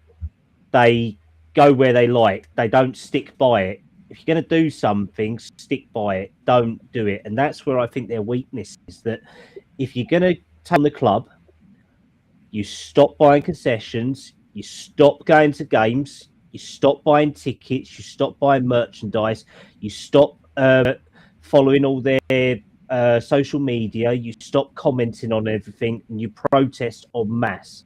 So if you have 60,000 people listening at a game, then that's what you want. But unfortunately, Spurs are a very small majority of paying fans, to be honest. If you've got a stadium of 60,000 fans, they've got 2,000. That's not going to make change. And I appreciate where they're coming from, but like you guys, I am open-minded. I feel that what we have is a club in transition, a new project. People don't like to hear project because they think, oh, well, we've had this for so long, but we've got best stadiums in London. We are part of said project. We are Prjctspurs. It is all good. We are Prjctspurs.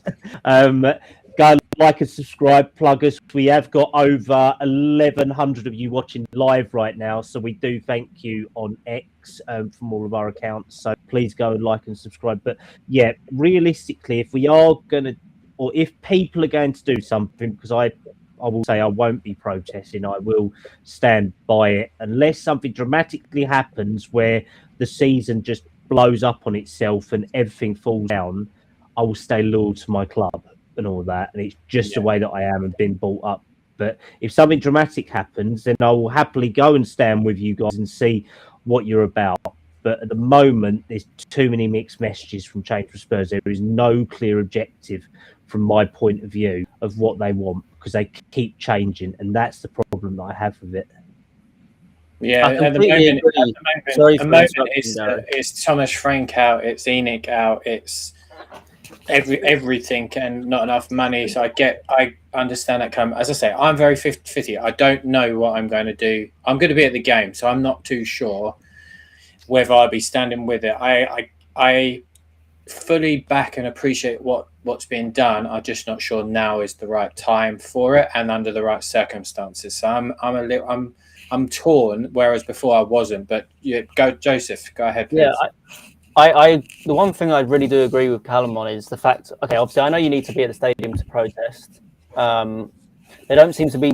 I know they did one thing at the end of a game where they stayed afterwards and kind of protested, which was okay. But realistically, right now, the Tottenham actual tickets, like the situation in terms of people in the stadium, is actually one of the worst it's been. In terms of, we're seeing plenty of Champions League games have, many seats available. We had the game against Aston Villa. There was loads of seats available, even for it being quite cheap, in terms of an FA Cup game. Right now is the perfect time to stage kind of a walkout kind of thing of having, in terms of people not at the stadium, to show how unhappy fans are. But it doesn't seem like that's their idea. They don't kind of want to do that. They want to be in the stadium supporting the team. But like Callum said, you're never going to have true change until it hurts the pockets of the ownership and they start seeing, wow, if we don't really change something, if we don't either sell the club, we're going to start losing more money. Yeah. Right now is probably the perfect time to be doing that, because Tottenham are in a really poor state where people don't want to go watch Tottenham. No, I agree with both of you. Phil, West Ham fans are also protesting against their ownership. They are because they've got a running track, mate. Because they've got a fucking athletics track. They can't get close to the bloody pitch. That's why. But equally, they are still attending football games, and they're still attending in. There is some empty seats, not as many as Tottenham. I was always there is a lot of empty seats at West Ham. Yeah. Yeah, there's not a huge section that you can go, oh my God. But with Tottenham, I was always told, sort of by some people that I know, that Daniel Levy his number one thing is there's no empty seats, and they would be filled with whoever they can find. Obviously, this ownership perhaps isn't doing that, but both clubs are protesting against their ownerships. Both clubs are unhappy with the transfer policies. Both clubs are unhappy with the football product they're being given, and both clubs are unhappy with their manager. The suits seem to be ruining football at the moment. Where are you? Because I know you wanted to jump in as well. Where are you on sort of the things that we've talked about just now? I think that look, with regards to West Ham, I mean, their ownership is running that club into the ground. They've anyways got, how do you say, the owners of the club have got questionable backgrounds, right? I believe, in terms of what they've kind of done, what they are still doing, the kind of business lines that they're in. They've made bad decision after bad decision, both on the manager side, both on the investment side, everything. Like even just getting rid of someone like David Moyes at the time, and obviously his football was, debatable in terms of how he likes to play football, but he won them, a trophy, and he was consistently good. They made bad decision after bad decision after that and have completely invested wrong. What I want to just quickly say about Tottenham again as well, though, is that the reason why change for Spurs have just piped up again, purely because we're not playing good football. We're not playing good football, and we're down in 14th in the league. If we were 8th in the league, probably, and we were actually playing attacking football, right? I don't think there would be all of this negativity at the moment. Like we've never seen so much negativity about one manager that we've had, I believe, than Thomas Frank, if you go online. And I know it's not just online and everything, right? But like, I've never seen hate of a manager, right? And there's a lot of those kind of people that are in change for Tottenham who are very vocal about the manager. Fraud. We're too high for him. His level is below. It's Brentford. All this kind of stuff, right? There's never been that kind of level of vitriol against anyone else that's been our manager, I believe. And at the end of the day, do you think that's because they didn't want Ange Postecoglou to leave the club? Do you think because he was already that people, I'm not just talking about change for Spurs, I'm talking general, the negativity. Yeah. There was obviously, Thomas Frank's already come in with one arm tied behind his back because a lot of the fan base didn't want him. Sometimes I feel like they're kind of waiting for something to grab onto to say, hey, look, told you so. I'm not talking about change for Spurs, I'm talking about the whole negativity surrounding. That is there though, isn't it? I mean, you see it on a daily basis if you go online. You know, it's like, oh, you know, it's using, you know, Ange as, you know, romanticizing, you know, the Ange period, right, and the football. But that's what happens. I feel like it's a I told you so. Hey, I said that this was going to happen, told you so. It's like that type of. Well, yeah, but even if people did tell them at the time, then they go back to it. But even now, if they didn't, they go back and say, well, yeah, it's a told you so moment, right? Like, I could have told you that would happen because, you know, I've always been Anjin. I'll tell you, there's so many fans that are completely plastic in that sense. You know, there's plenty of Tottenham fans that would be happy to see Tottenham lose against West Ham because they want Frank out that badly and they want to be proven right. That's not a true Tottenham fan. I saw a post. It was what was the game we won away? The Crystal Palace game, I think it was.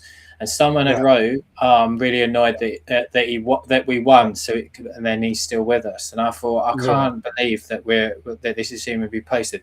That we are a couple of hours nearly into this. I did promise you guys I'd give. Oh, well, we're an hour and 40. I did promise you 90 minutes. I'm going to try and move on as quick as I can. And there is over 1,200 of you watching through the combined streaming platforms that we're currently on: Twitter, TikTok, YouTube, Facebook. So we're kind of everywhere. This is the first stream where we're live on TikTok, so I appreciate if you are watching on there. Just going to quickly move on. We will come back to all these things later on. Reports suggest that the clubs turned down approaches for Will Lancashire this January. It's unclear whether it was a permanent move or new loan deals. Tottenham, however, are happy with Will's development at Oxford. Also, reports updates on Mason Melia. A lot of people have been asking where he is. Alistair Gold has confirmed or reported that Tottenham are making sure a minor back injury for the January arrival of Mason Melia is completely gone before the highly rated young striker gets to work. Joseph, just coming to you on this particular issue or reports, Matisse Tel is showing interest with Paris FC, not Paris Saint-Germain, Paris FC, the club that is literally about 10 steps away from Paris Saint-Germain. There's a rumour circulating at the moment that Paris is able to offer him the number 9 position, which is what he wants, and regular game times. I've been really impressed with him recently, started the last 3. Surely we can't allow Matisse Tel to leave the football club. Yeah, I don't understand. I mean, for him, in a selfish point of view, maybe it does make some sense. Obviously, he hasn't been the starting left winger or the starting striker for Tottenham this season. Obviously, left out of the Champions League squad to start with, and obviously, due to injuries, he was kind of integrated into that. But he hasn't been given the minutes he probably wanted, especially off the back of leaving Bayern Munich. I think the big reason why he wanted to leave them is because he wanted football, and at Tottenham, he hasn't been given regular football. So I can understand it. He wants to eventually, get into that actual French, the French national team. He's kind of stuck in the under-19s, under-21s at the moment, and he has been doing well for them. But in a way, that position, that number 9 striker for France is kind of becoming available. There isn't anyone truly other than maybe Mbappe, but he can kind of play on the wing. That position is truly theirs right now. So I understand him wanting minutes. I understand him wanting game time. I think Spurs should be giving it to him right now. There's no reason why he shouldn't be starting nearly every game with the injury issues and, with even up front. I think I'm surprised he doesn't like playing at left wing. I think he actually suits it better. He's not kind of this hold up play striker. He's not massive. He's not really big and strong. So I think the left wing suits him well. I think he can dribble well. He can run with the ball. And if he can come in and be like kind of an inside forward and get inside and kind of shoot from there, I think the position suits him really well. So Spurs are not in the position to let him go. That's the biggest thing, I think, for this. Even if he wants to leave, if he wants more minutes, Spurs can't really, allow that, sanction that. So I think it's just hopefully he gets more opportunities. I think again especially the last month, last couple of weeks, I think he's been probably our best performer overall. So I think it's time for him to kind of get a run of games in a Tottenham shirt and to see if we can really make that position his. Because let's be honest, I think a lot of people were wondering if we were going to make the signing permanent going into the summer. We obviously believe in him. We believe that he can maybe be the long-term successor. I mean, again, this is, really talking highly of him, but he could be the long-term successor of Son if we really make that left wing position his. So it's up to him, obviously, to really, prove himself. But I don't see why Tottenham should be looking to loan him out at all. And I think he should really believe that he can make that position his at Spurs, because right now I think he should be the starting left winger. Yeah, I agree. I can't see him going. I've been really impressed with him. I do really like Matisse Tel. Callum, I'm just coming to you on latest transfer rumour that's kind of hitting the social media. Magnus Akliush's rumours are back, this time suggesting Monaco are looking for a replacement in case he leaves this January or in the summer. A quality signing, if we can secure him, can cover multiple positions, very versatile. Anything that you can add to Magnus Akliush? He's a good player. I know they was interested last summer, and obviously he confirmed in French press that Spurs had been interested, and he felt honoured by it. It's one that I've really heard, to be honest. It came out where it was a floater today, wasn't it? It's kind of been Peter in the background. I mean, I like the player. I don't think he's sort of the left winger that we want, though. More of a Kudus or Simmons replacement if we're really going to push for it. So realistically, I don't think it's going to be a live one at the moment, to be honest, mate. And I saw the fee that they want, apparently like 55 million. As we know, we love a winger from the French league, don't we? And the last couple that we've had from them, in Kodu, in G, how they all ended up. So I think that is 55 million big risk, to be honest. But I do like the player. I just don't know whether it's one for now, maybe the summer. It doesn't sort of really set my world alight, if you get what I mean, at the moment. I'm probably the opposite. I think he's a really good player, and I would really like him at Football Club. I think he offers versatility, which I think we really need. Phil, just coming to you on there, though. Akliush or someone within the Bundesliga as an attacking option. Where are you on that? I would take Akliush every day of the week, I think, to be honest. I know the fee's probably a bit higher than it would have been last summer. As you said there, Cal, I think 45 million, 55 million euros, something like that, which does seem a lot, but he's a very good player and he's very versatile. He can play anywhere across the front line. I don't know if he can play a bit deeper as well. Not clued up enough on that, but he's a very nice player that I'd like to have. But I would have potentially said that if we are really going for a specialist winger, as an example, so we still want a left winger. And, we'd rather invest in that, like a clear left winger, and then see if we can bring someone like Akliush in. But, I think that we're in the background going after a lot of players, to be honest. I think there's behind the scenes, and it wouldn't surprise me if something else breaks before the weekend, some breaking news on a midfielder or a winger. So let's see. But I would take him. I think he fits us. He brings a bit of flair as well. He can play number 10, so he can back up Xavi. The interesting thing as well is just in terms of the squad build, because remember we're rebuilding this squad, aren't we, to increase the quality level, and he brings versatility and quality. Conor Gallagher brings versatility as well, right? He can play number 10 if we had to. So someone like Akliush would be someone who can... Yeah, he can play multiple positions. He plays on the right, can play on the left, playing the number 10. We've got Kulicheski that can also do that. Madison's kind of played out wide as well. We are just going to, last couple of minutes now, probably two minutes, just going to go around and have some thoughts on a crunch game this weekend at the Tottenham Hotspur Stadium. Tottenham Hotspur against West Ham. Joseph, just coming to you. Score predictions, and then we're going to call it a night. Yeah, I'm going to go with 3-1 Tottenham. I think again it's just a must win. West Ham is so poor at the moment, really struggling. Everything around the club is struggling, and again for me as well. I don't have the same distaste for West Ham as maybe some other Spurs fans do. I don't want to see them completely crumble and get relegated. I think they should be in the Premier League. And it's a shame to see what the ownership is doing to their club. I can feel for West Ham fans in that sense.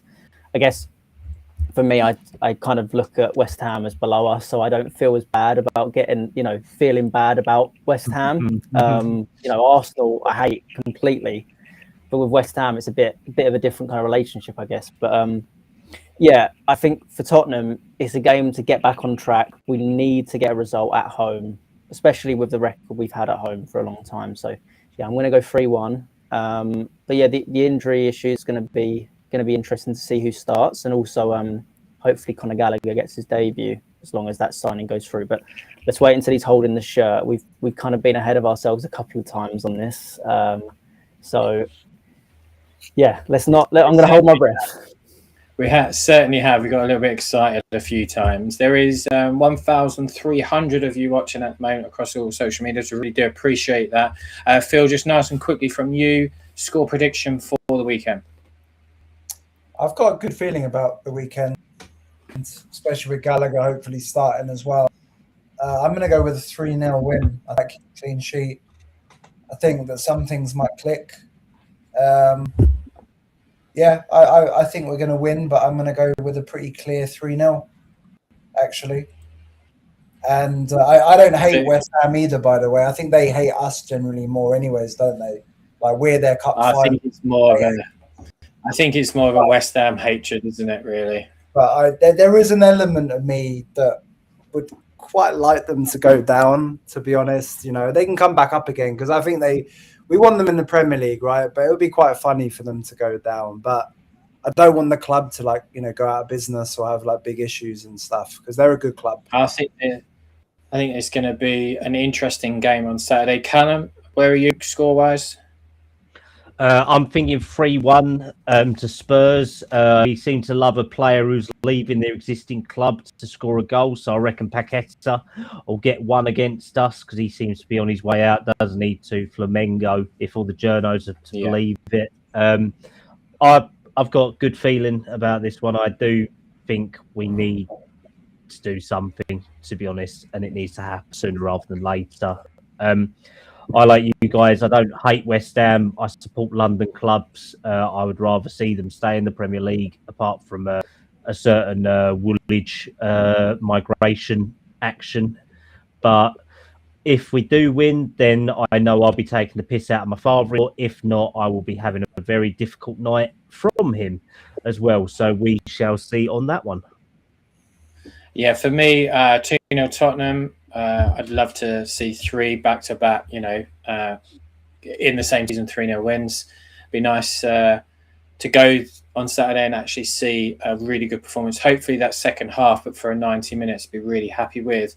But that is all we've got time for today on Project Spurs. Do appreciate over 1,300 of you have been watching live across social media platforms. It's fantastic. Do appreciate all the support. If you can, head over to YouTube and give us a like and subscribe. It really helps the algorithm over there. It's a very small channel that we're trying to build. Again, hopefully the 5 of us will be back all together next week. We'll try and do a post-game show as well if everybody is available. As I say, I'll be at the game. But until then, let's hope for another signing and hope Conor Gallagher is lifting a Tottenham shirt tomorrow.